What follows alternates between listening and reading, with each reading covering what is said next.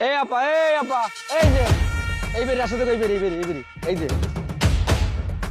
রাশেদ রাশেদ কই এই রাশেদ রাশেদ কো এই রাশেদ এই চিলাচিলি করতেছে কেন? কে মা তুমি? আপনি কে আমি তো রাশেদের আব্বা। আপা এই যে রাশেদের আব্বা।